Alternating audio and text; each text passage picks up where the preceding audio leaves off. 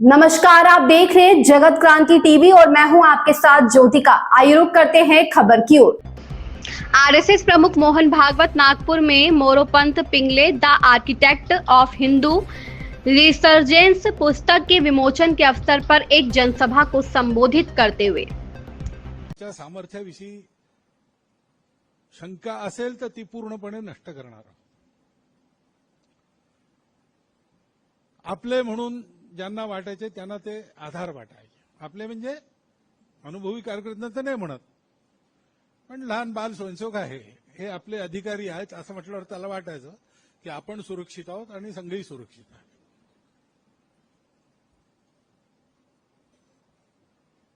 दुसरी गोष्ट त्यांचा विनोदी स्वभाव। संघामध्ये बौद्धिक वर्ग ही एक गोष्ट आहे पहिलेपासून। विशेषतः संघ शिक्षा वर्गामध्ये वगैरे स्वयंसेवक खूप खटतात, त्यांना कधी कधी बौद्धिक वर्ग ही विश्रांतीची वेळ वाटते। परंतु मोरोपंतांच्या बौद्धिक वर्गात असं कधी झालं नाही। शिस्तीत असतो बौद्धिक वर्ग, सगळे बसले असतात, रांगेत असतात, सम्यक सरळ रांग असते। पण मोरोपंतांच्या बौद्धिक वर्गात ती रांग विस्कटायचीच, कारण बैठक न मोडता हसायचं, मग ते शरीर उसळायचं आणि ते इकडे तिकडे व्हायचं।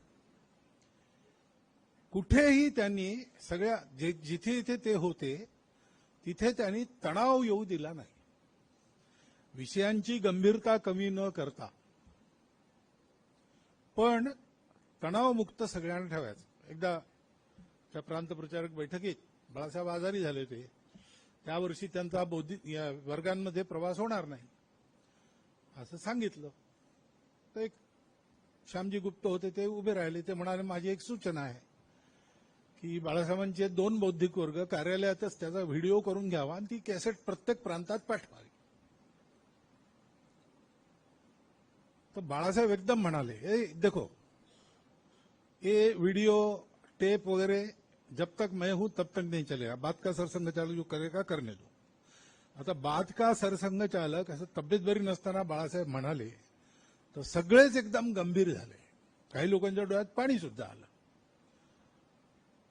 मोरोपंत उभे राहिले आणि ते म्हणाले बात का सरसंघ जाने तब तक ये काम चलाना है क्या?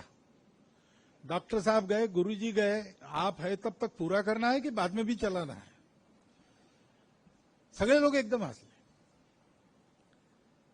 सगळ्या गोष्टींचं प्लॅनिंग वगैरे सगळं व्यवस्थित करताना सुद्धा तणाव कुठेही नाही। एवढी मोठी एकात्मता रथयात्रा, कितीतरी प्रश्न यायचे बैठकीत योजना करताना। संघ होता, त्यात संघाच्या बैठकीत चर्चा व्हायची आणि तिथून म्हणजे गंगासागरून सोमनाथला यायचं आणि उत्तरेतून दक्षिणेत जायचं।